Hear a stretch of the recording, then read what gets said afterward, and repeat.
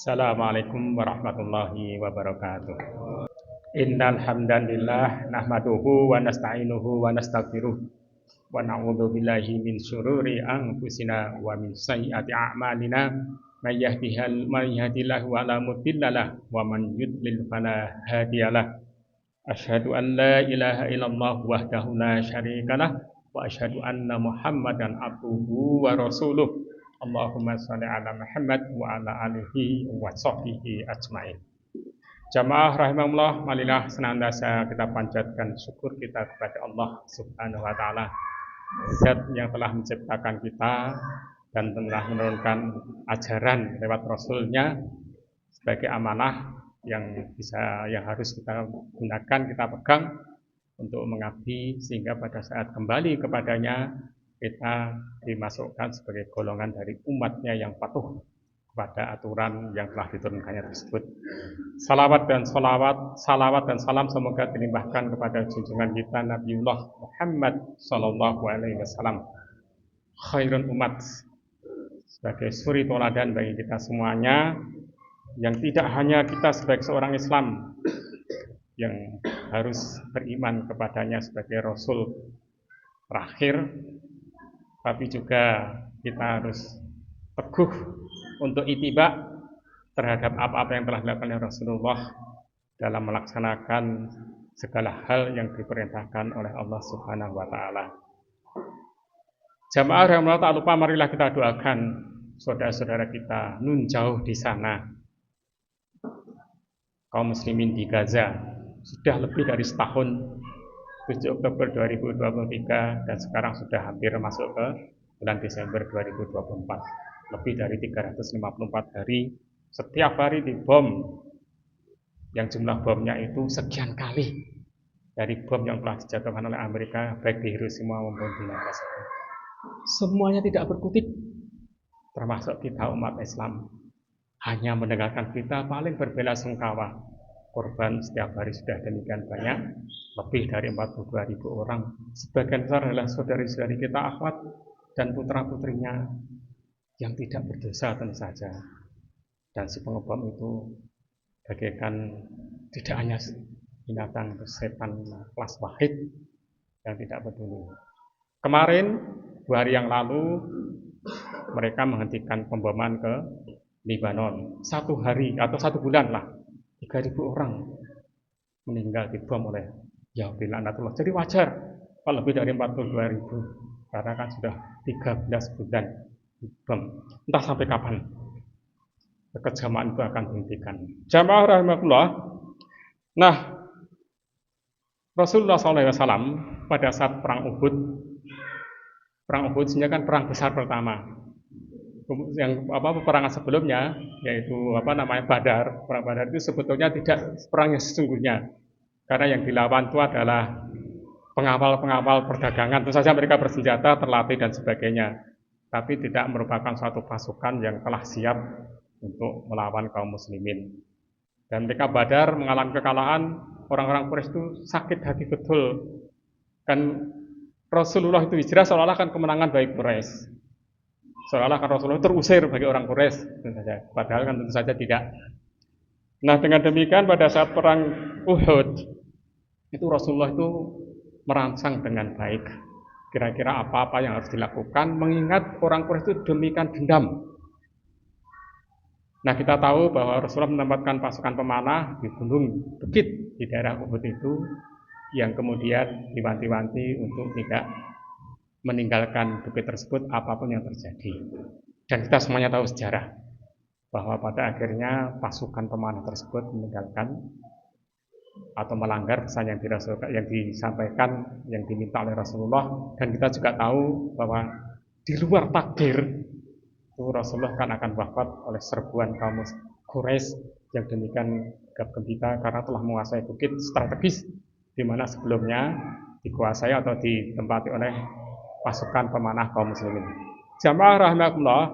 Nah, ada tinjauan mengenai kira-kira apa-apa yang dilakukan oleh Rasulullah itu dalam istilah yang sekarang, yaitu integritas dan profesionalitas. Kita tahu kembali ke bagaimana Yahudi laknatullah itu seolah-olah tak terkalahkan. Mereka mempunyai profesionalitas dalam menyiapkan pasukannya, mempunyai profesionalitas dalam menyiapkan senjatanya, meskipun perolehan senjata itu dengan jalan yang bermacam-macam, tapi dia profesional.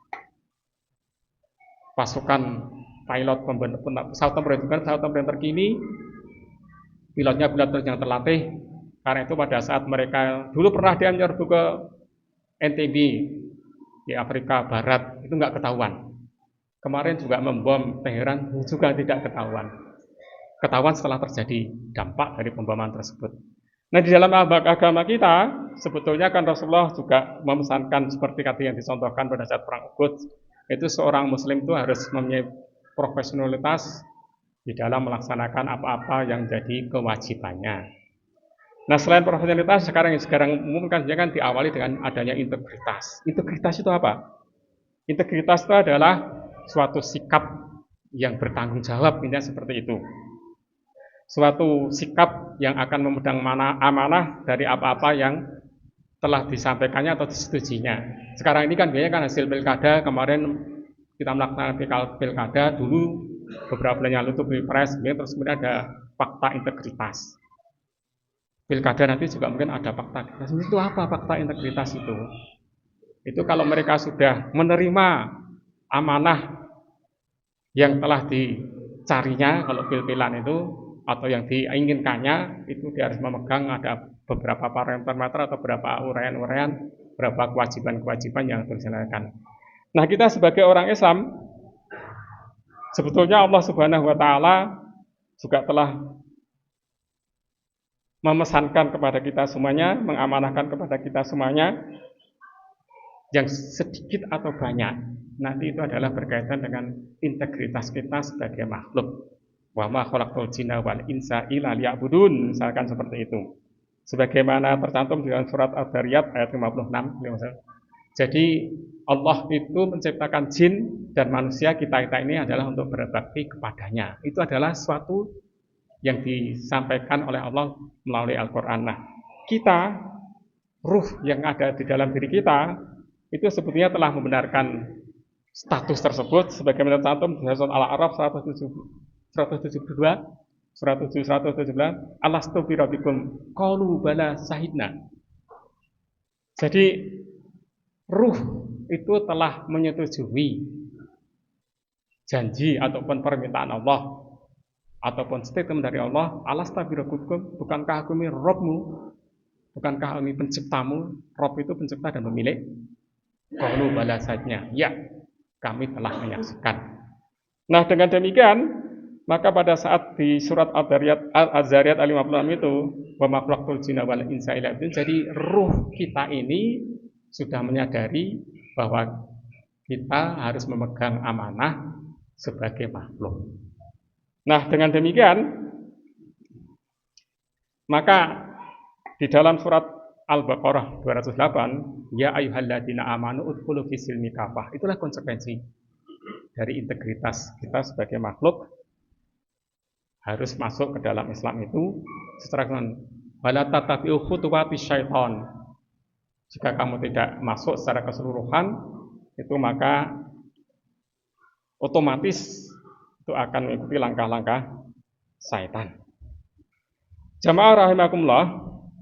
Nah, dengan demikian kembali kepada hal-hal yang bersifat menjadi integritas kita semuanya. Kita kan sebagaimana di surat Al-Baqarah ayat 208 tadi, itu kan kita harus masuk pada Islam itu secara keseluruhan. Nah, di dalam surat Ali Imran ayat 110 itu kita kan sudah nyatakan, jadi ruh itu sudah menerima janji, kemudian ditegaskan oleh Allah Subhanahu wa Ta'ala di surat Ad-Dariyat ayat 56 tadi, wa ma khalaqtul jinna wal insa illa liya'budun. Nah, kalau itu semuanya sudah dipegang sebagai bagian dari integritas kita, sebagai bagian dari bahwa kita melaksanakan apa yang telah kita janjikan tersebut, maka Allah telah menjanjikan kepada kita semua atau mendengar kepada kita semuanya di dalam surat Ali Imran ayat 110, kuntum khairan ummatin ukhrijat linnas ta'muruna bil ma'ruf wa tanhauna 'anil munkar wa tu'minuna billah. Kalian adalah umat terbaik yang diciptakan oleh Allah dengan ciri-ciri ta'muruna bil ma'ruf. wa tanhauna 'anil munkar wa tu'minuna billah. Ciri-cirinya adalah 3, yaitu ta'maruna bil ma'ruf wa tanhauna 'anil munkar wa tu'minuna billah. Nah, pegangannya apa? Nah, kita lihat di awal surat Al-Baqarah. Surat Al-Baqarah itu surat Madaniyah. Itu saja diturunkan setelah Rasulullah itu hijrah, jadi 13 tahun setelah Rasulullah itu melaksanakan amanah. Nah, Al-Baqarah itu kan 10 tahun di Madinah. Rasulullah, Allah Subhanahu wa taala berfirman, "Dzalikal kitabu la raiba fihi hudal lil muttaqin." Jadi seorang muslim yang memiliki integritas. Jadi tidak, fakta integritas itu sudah ada pada diri kita masing-masing. Sebagaimana tadi di dalam surat Al-Dariyah tadi, wa ma khalaqtul jinna wal insa illa liya'budun. Atau di surat Al-A'raf 1:2, alastu birabbikum qalu bala sahidna. Itulah fakta integritas, dan kemudian realisasinya itu kan sebagaimana dicantumkan di dalam surat Al-Baqarah awal itu, dzalikal kitabul la raiba hudal lil muttaqin.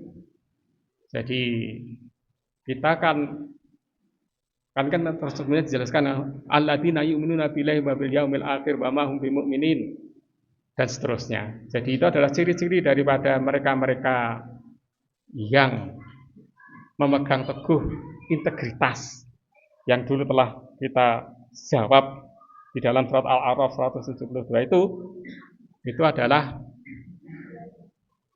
tidak ada atau memegang atau tidak ada ragu lagi, adalah rohibabiyah, tidak ragu-ragu lagi terhadap apa-apa yang tercantum di dalam kitab suci kita, yaitu surat Al-Quran, beserta ya penjelasannya itu saja. Nah, jamaah rahimakumullah. Nah, dengan demikian bagaimana kita kira-kira kita melaksanakan integritas itu? Nah, seringkali dinyatakan sebenarnya adalah suatu harus dilakukan secara profesional. Rasulullah bersabda memesankan sesuatu yang tercantum di dalam hadis riwayat Tabrani, artinya kan sesungguhnya Allah menyukai seseorang ketika mengerjakan sebuah pekerjaan itu dilakukan secara profesional. Nah, profesional kita sebagai makhluk Allah, profesional kita sebagai orang beriman itu tidak hanya menyangkut hal-hal yang berkaitan dengan duniawiah. Kita punya profesi masing-masing, ada yang bekerja sebagai PNS, bekerja sebagai pedagang dan sebagainya. Itu harus dilakukan secara profesional, sebagaimana pesan Rasulullah tadi yang tercantum di dalam hadis yang dikatakan Tabrani.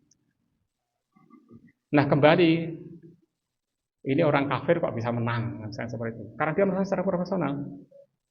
Orang Islam kok seolah-olah kan tidak berdaya, meskipun pada kenyataannya Israel itu mundur dari Lebanon, itu sedikit banyak itu adalah profesionalnya para mujahid Hizbullah itu. Dan Gaza itu bertahan. Kalau kita lihat perbandingan kekuatan tuh nggak ada apa-apanya kan, Hamas itu.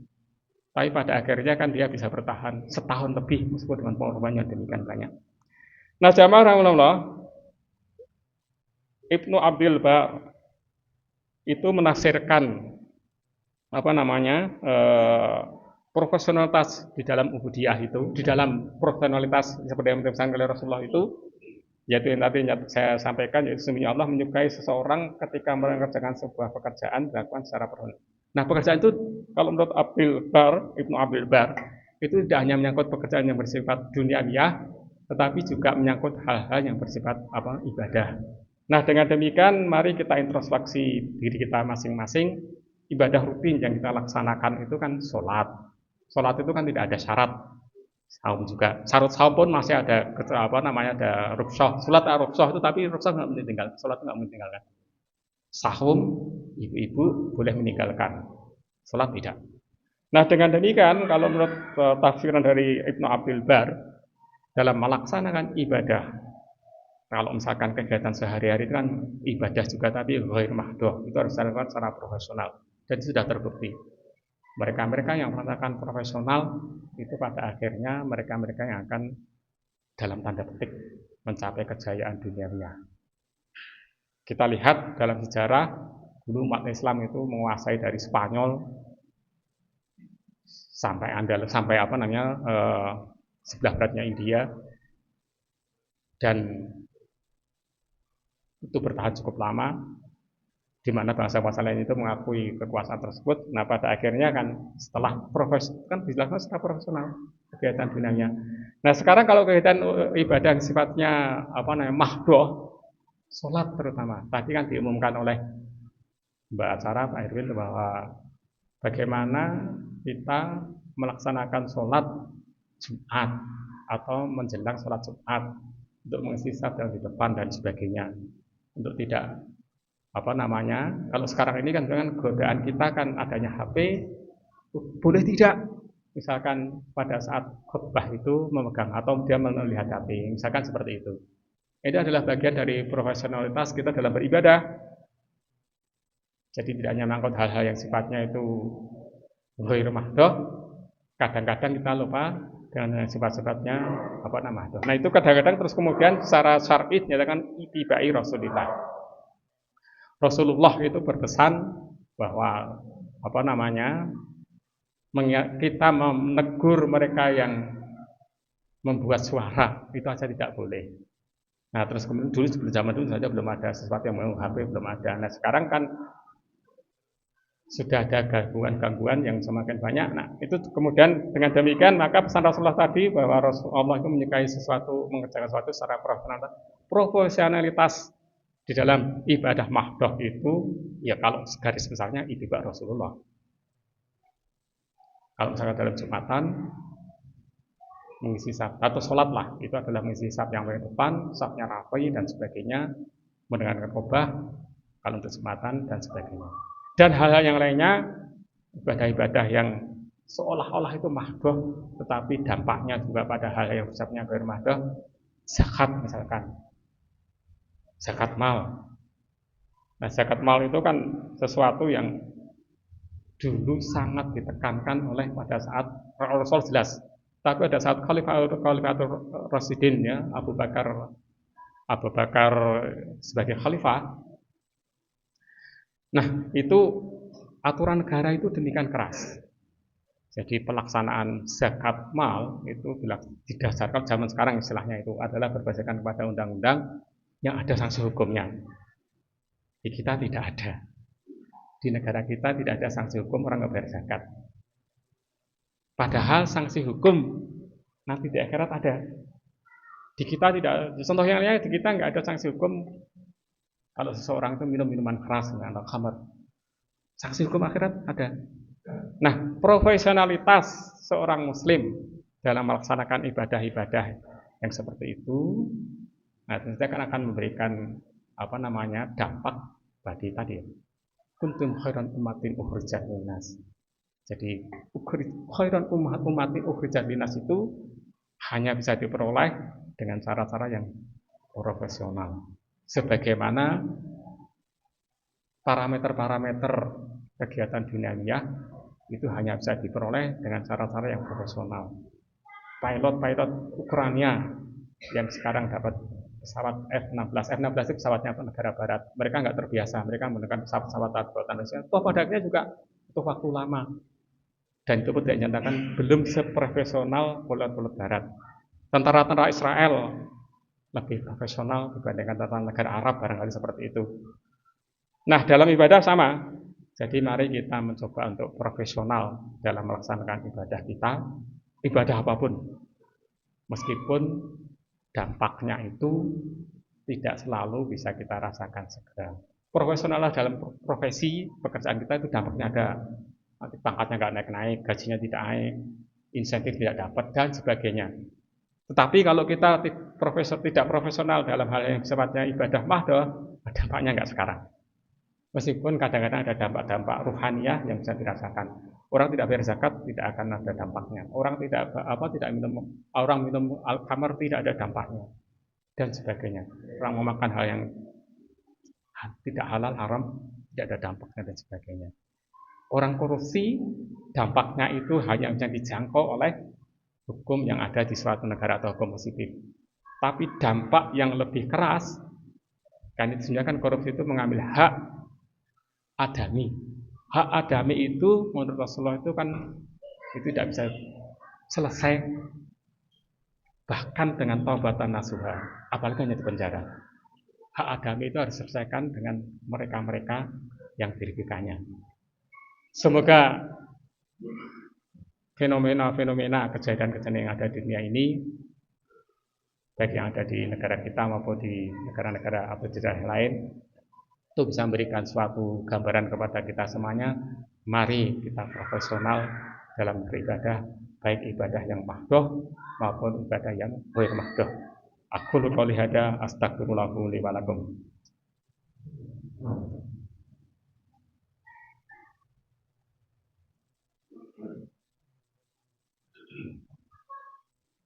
Alhamdulillahirabbil alamin wal 'aqibatu lil muttaqin. Asyhadu an la ilaha illallah wahdahu la syarikalah wa asyhadu anna Muhammadan abduhu wa rasuluh. Allahumma shalli ala Muhammad wa ala alihi wa sahbihi ajmain.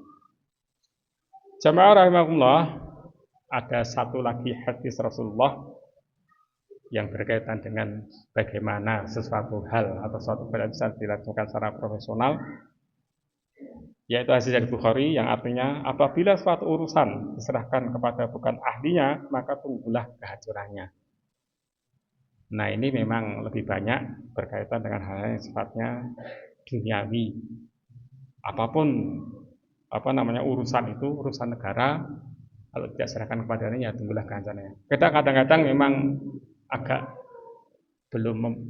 susah untuk memahami bagaimana negara tercinta ini yang demikian memiliki banyak kekayaan alam, itu pada kenyataannya kan kesejahteraan ekonominya kan belum seperti yang diharapkan. Mudah-mudahan mereka toh pada kenyataannya kan pemimpin kita itu mayoritas muslim, ya insya Allah mereka itu sholat lah dan sebagainya. Mudah-mudahan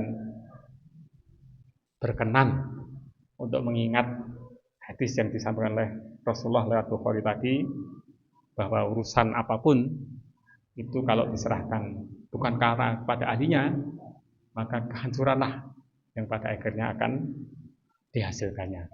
Semoga Allah Subhanahu wa taala masih berkenan untuk memaafkan, mengampuni dosa-dosa kita, dan semoga Allah Subhanahu wa taala memberikan kekuatan kepada kita agar nantinya negara kita itu sebagai negara yang baldatun thayyibatun wa rabbun ghafur. Kita itu umat Islam terbesar di dunia, dijadikan ibroh oleh negara-negara yang lainnya, diajarkan ibroh oleh muslim-muslim di negara-negara tempat lain. Semoga kita bisa mewujudkan semuanya. Ini adalah suatu karya kita umat Islam Indonesia, dan insya Allah itu nanti akan menjadi bagian dari bekal kita kelak pada saat kita menghadap Allah Subhanahu wa taala. Marilah kita berdoa, menunjukkan hati dan pikiran kita untuk memohon kepada Allah Subhanahu wa taala.